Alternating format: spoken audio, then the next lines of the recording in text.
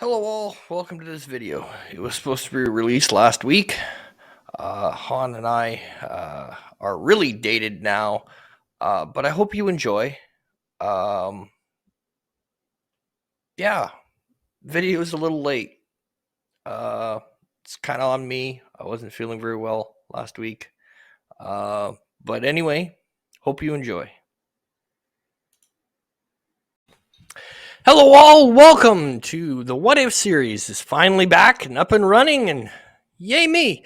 So, a couple of things before we get into this. First of all, welcome, Han. How are you doing, my friend? I'm doing good, Rob. I hope you're doing well. As well as I can be, I guess. Yeah, I'm kind of the same. So, all right. So we're gonna give a little bit of behind the curtain here. The reason is because of the subject matter.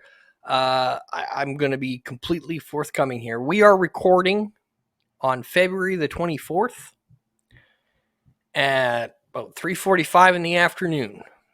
This is, as you see it today, is March the 2nd. So, if anything we talk about today has already happened and you're sitting there going, but they did this and they did that and they did this and this is how it actually happened. Darn. Yeah, stuff happens. Yeah. So, we're going on what is available as of March the 24th. And we are going to do the old brain exercise of what if. So we're not saying that this is going to happen.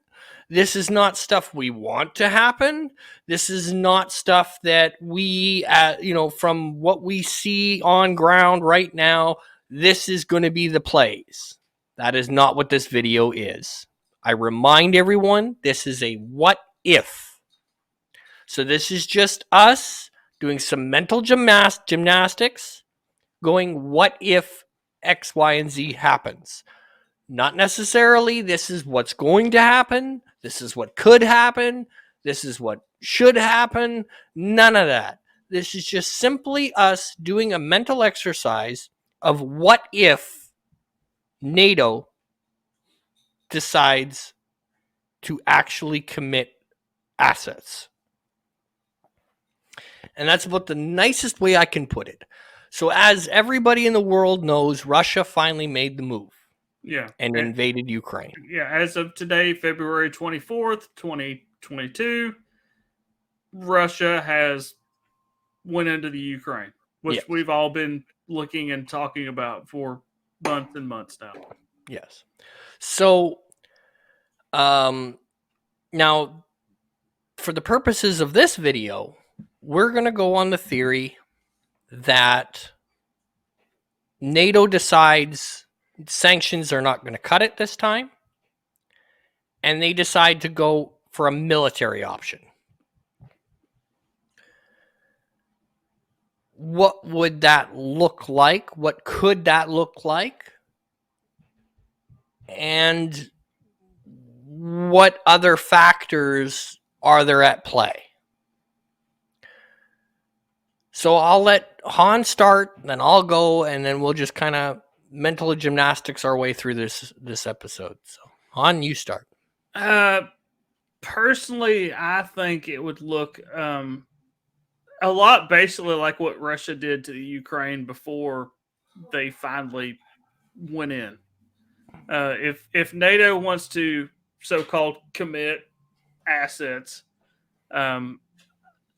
we already know in theater there are assets from many countries in the general area of Europe that could be put into place. I think what it would look like, because I don't see them just going all in 100% to start with. I think it would be similar to what happened with Russia and the Ukraine. I think it would be NATO amassing forces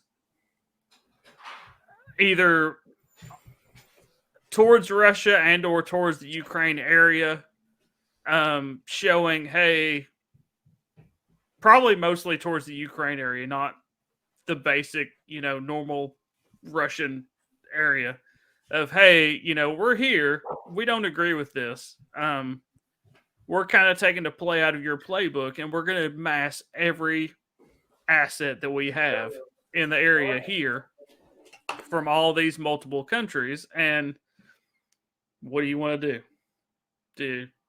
Do you want to back out and let Ukraine do their own thing and and be their own country, or do you want them to get into a fist fight / private measuring fight between NATO and you? Yeah. See, and I tend to agree in the sense that I could see them assembling. I can't see them immediately going into the Ukraine. I can't see I NATO agree. tanks and troops immediately crossing the border like Friday. I think it would take a very, very, very big something to happen for them to just go in. Yeah. So what I would see happening probably is, like you said, assets being moved and visually moved. So this Very, would not be over the cloak of darkness. All of a sudden, you have 300,000 troops on the Russian border. very, Um, very, very purposely moved. yeah, There's and no then doubt I could see, that's there. Maybe Biden. I mean, either Biden or another representative from NATO, one of the major leaders, issuing an ultimatum. I mean, the United States has the capability to say, look, B-52s are in the air. Carrier groups are en route. You have 24 hours to move out of Ukraine.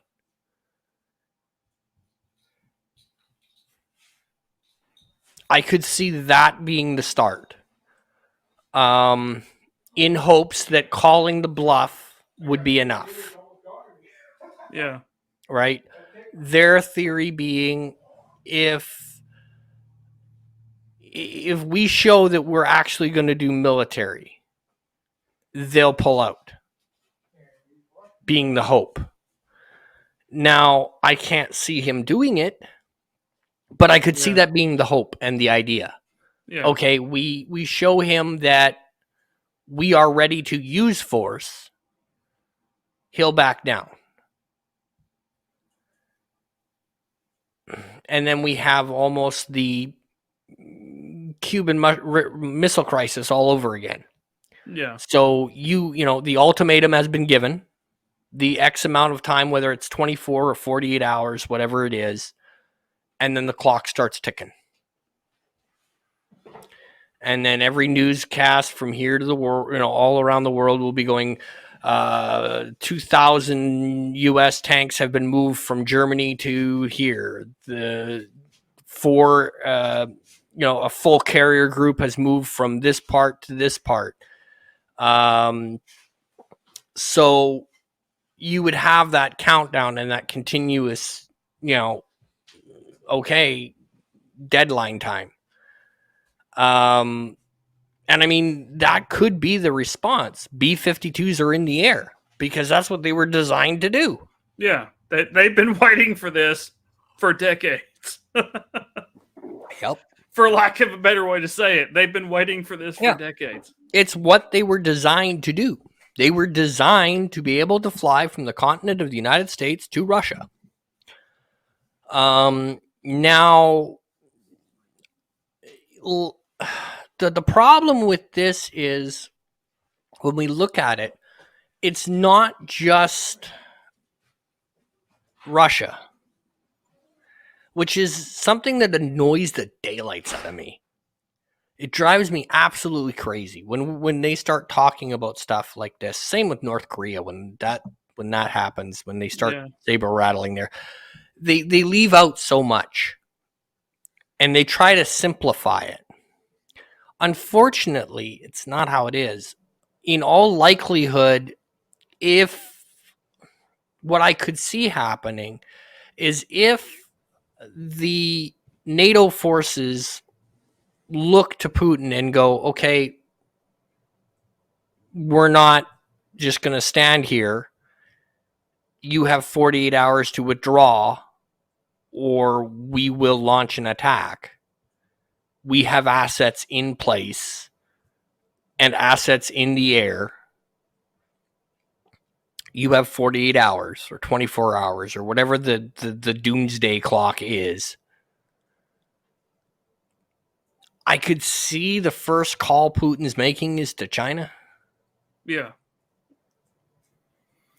Because honestly, I think that would be his only ally in this. Would be Well, China. he's got a couple, but the main one is, okay, is China on board? Is China ready to do this? If China says no, you're on your own, which I'm not saying they would, but I'm just, again, we're hypothetical here. If China says no, that puts Russia in a really bad spot. Yeah. If China says yes, it puts them in a better spot, but not a great spot. Either way you slice this, if that doomsday clock hits 0, it's World War III. Yeah.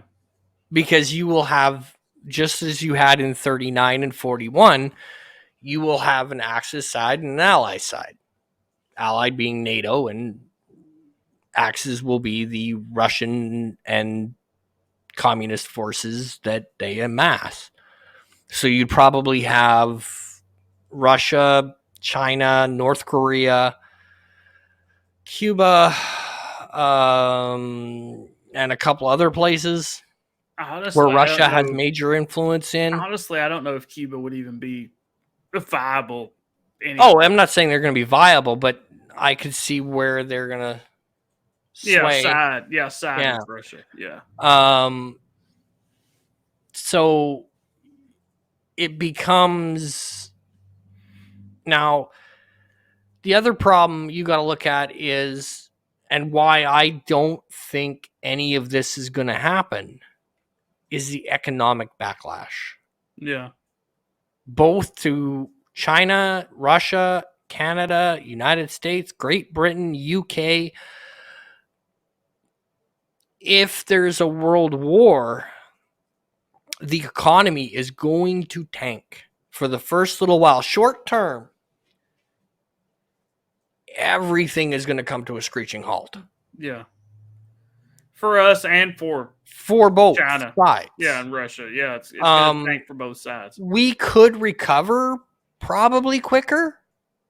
Well, there's no probably in that. We will recover quicker. But at the end of the day, at the opening bell, we'll say, we're going to feel it. Oh, yeah. And so will China feel it. If China sides with Russia, the problem they have is Russia cannot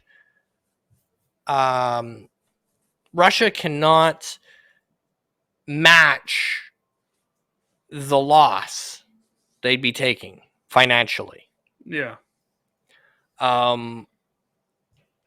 Because if they're at war with the United States, they're certainly not sending containers of TVs and cars, and that's not happening. And anything that's en route or even here, that's going to stop.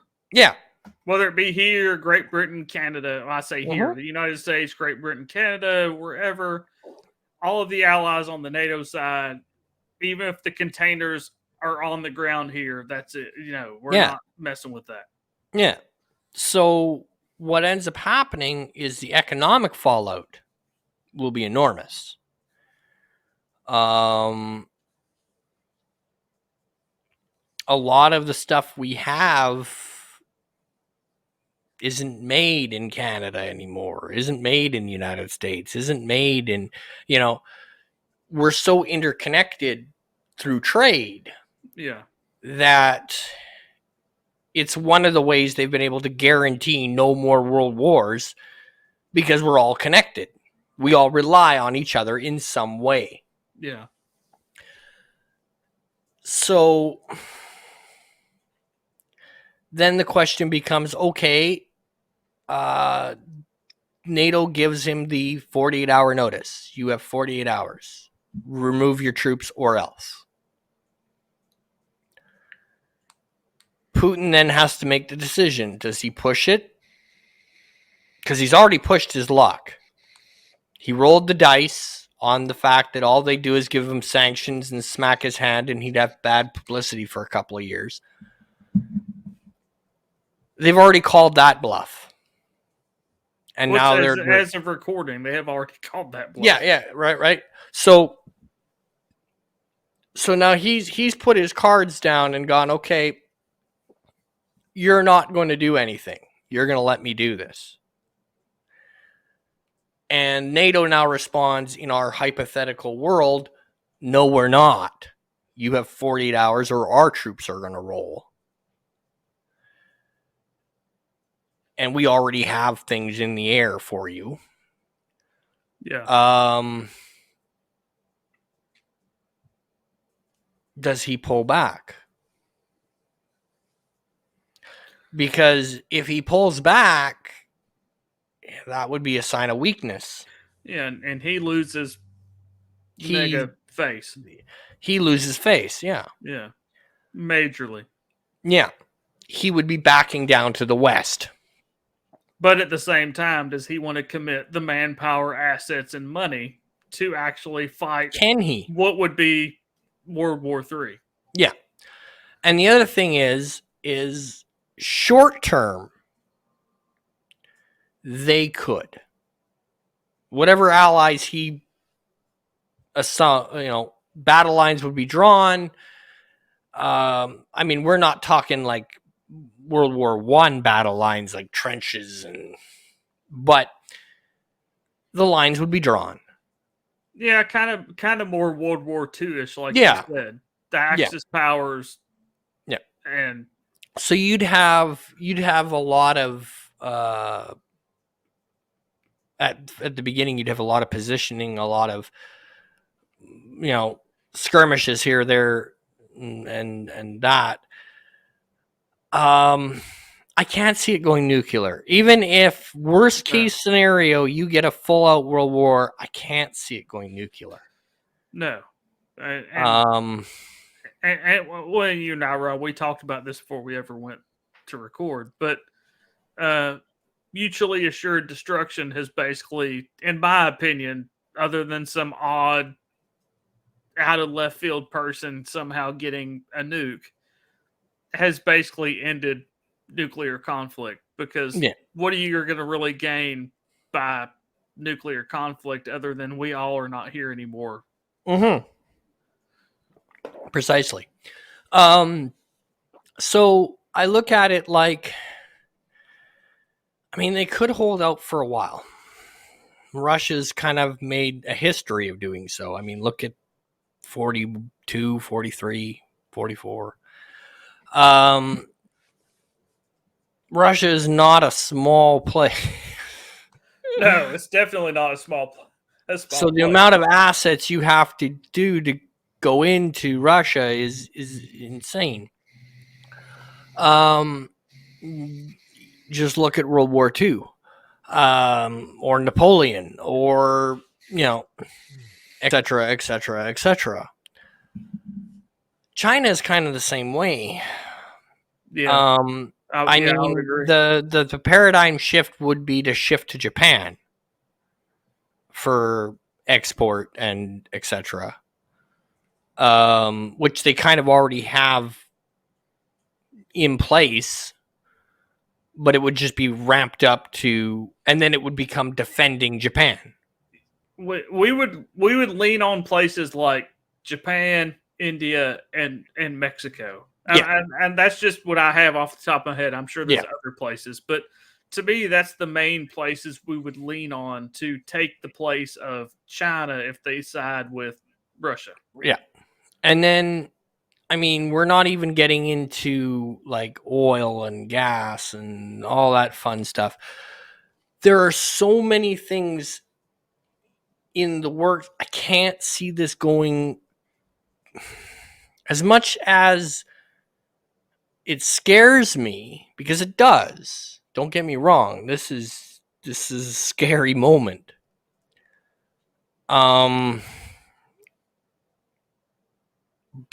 I can't see it going that far. No, I can't either. If anything, I see it being and hopefully I'm not wrong about this by the time it goes live. I see this being a flash in the pan, saber rattling, and what side wants to do what. And, at the end of the day, I don't see this being hopefully a long term World War III type scenario. I think it's all too much intertwined. Even if it did go hot,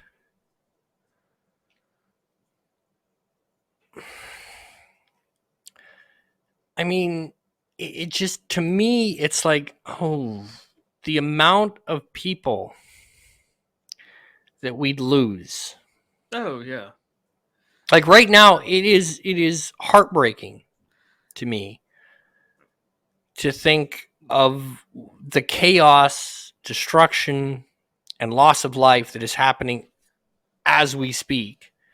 Yeah, well, as I told you when we were talking before we recorded, I've watched and read many things about Ukraine leading up to this, and it breaks my heart, not only the actual military, but the so-called militia forces that have been training and amassed themselves to also fight against this. And it breaks my heart to think of what is happening to all those people as we speak.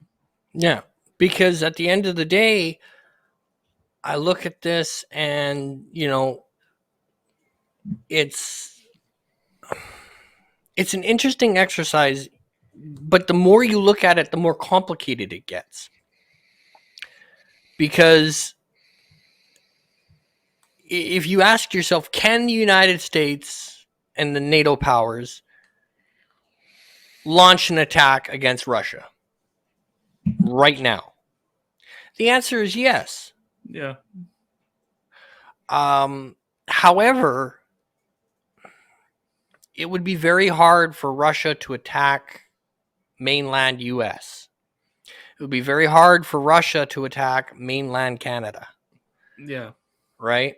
Now, they could come through Alaska and the northern borders with fighters and bombers, but those boys have been practicing with each other for years. Russia will fly. Our bomber got lost. Sorry about that, folks, and go back. Yeah, even as we talked about, even very, very, very recently, they have been pushing back on each other in that area. Yeah. The United States and Canada and Russia have all been pushing against each other for decades in that area. Yeah. They know where they are. They know where we are. And what we have, what we can commit, what they can commit, Yeah. And if we move to a full war footing, it's close to home, right? That's the main thing. It's close to home. You don't need to transport. Moving troops from Alabama to Alaska is a lot easier than moving from Alabama to Germany. Oh, yeah. Right? Exactly. It's a different. With airplanes and rail transport, you're talking a day or two. Yeah. They could have anything up there that they wanted. Yeah. Canada and the United States could have anything over there that they wanted within 24 to 48 hours. Yeah. So, it then becomes, and let's face it, coming through the north really sucks because, the Canadian Shield, the Rockies, etc., it's just going to be a complete disaster. It's not really known for, military passability. That sucks. So I think that would be a mute point. I think it would be a standoff. Yeah, point. I think there would definitely, if this came to fruition, like we're saying, there would definitely be action in that area, but not an invasion type No, it'd be air. action. Yeah, it would be we mess with you, you mess with us, tit for tat, because they know.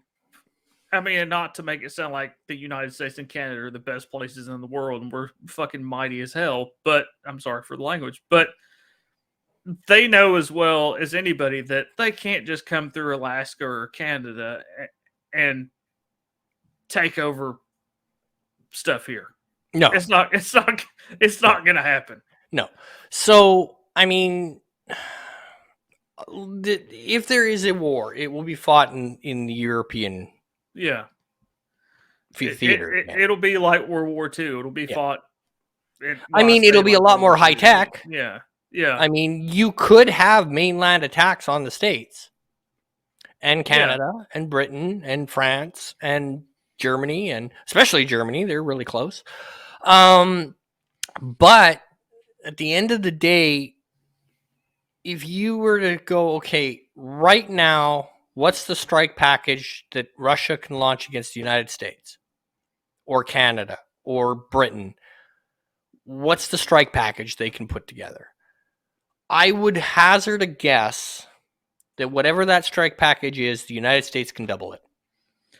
NATO can double it. Well, and like we said, it's been a push and pull for years in that area that they would have to come through to get to Canada or the United States. So we know what they have there. Yeah. If they start upping that, and there's already conflict going on elsewhere with, say, NATO troops, we're not going to wait for them to amass enough gear or men and technology to do anything. We're going to strike before they have a chance to strike us. So like you said, if anything, it's going to be, hey, we can fly some planes to Canada or Alaska, part of the United States, whatever, and cause some havoc. But I don't see them amassing troops in that part of Russia to actually try to come into mainland North America. No. So for me, I see this playing out if it were to go hot. I think NATO would go the ultimatum route because historically that is the Allies' thing, right? When Poland was invaded, you have 48 hours, or I think it was 48 or 24 hours to remove your troops from Poland, or we will declare war. Right? That was the ultimatum. I think it was 24 hours or something. There was an ultimatum given by France and England. Britain, you have X amount of time to remove your troops from Poland or we will declare war. That 0 hour happened. The troops were not removed. War was declared. Welcome to World War II. Yeah. I could see the NATO forces using the same play. You have X amount of time to remove your troops from Ukraine or it's war. One last trump card, pardon the pun. Right? One last dick measure contest. One last bluff. Right? You have X amount of time to move your troops out or we will be at war. No ifs, no ands, no buts. If you're not out of there in 48 hours or 24 hours, whatever the clock is, we're at war. That is the most logical thing I could see them doing. Just by history alone, that is what I think they'll do. If they were to go this route. Yeah, you have X amount of time to remove your troops or else we're at war. Declaration of war will be called if you do not move out within this amount of time. And because I don't see a preemptive strike. I don't see them sending in the B-52s or sending in an air squadron or the Marines and then saying, surprise, we're here. Just because we need to maintain we did everything we could to avoid this Yeah. mantra. There would be one last. The strike is coming. You've got 48 hours to pull back. If you don't,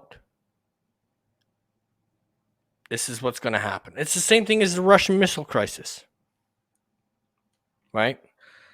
I could see that. At the same time, I could also see the other option, which is a proxy war, where the United States, etc., help with liaisons and equipment and technology, try to help the Ukrainians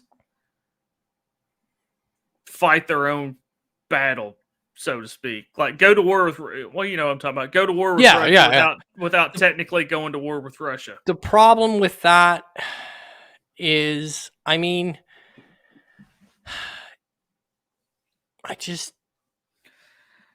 yeah, to me the problem with that is at the end of the day, the Russians have way more to throw at the Ukrainians than the Ukrainians can throw at them, even with being propped up by NATO or United States, whoever you want to say is. Yeah, it's. Yeah, I maybe, but honestly, I think that this thing is going to go hot. The first sign that it's going to go hot is either the prime minister.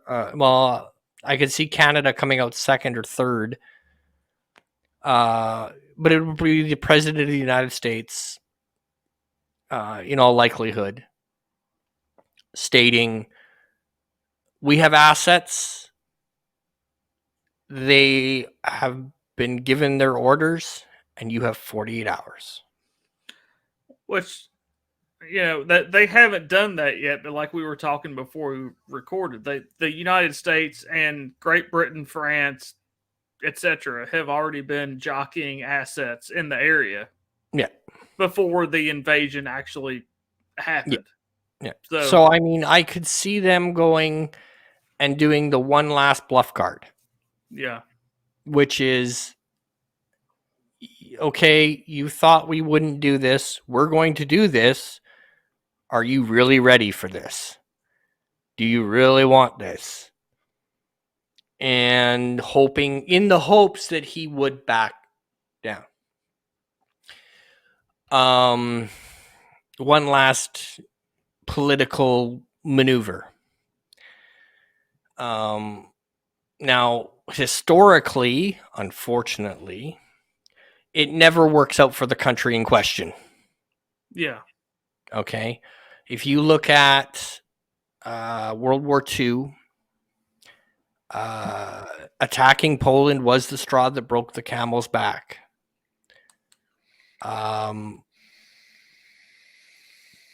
Poland really didn't get liberated. Yeah. They went from, one dictator to another. But it wasn't like France and Britain sent troops to Poland. Right? That didn't happen. So unfortunately, even if this goes hot, it's not going to end well for Ukraine. Yeah.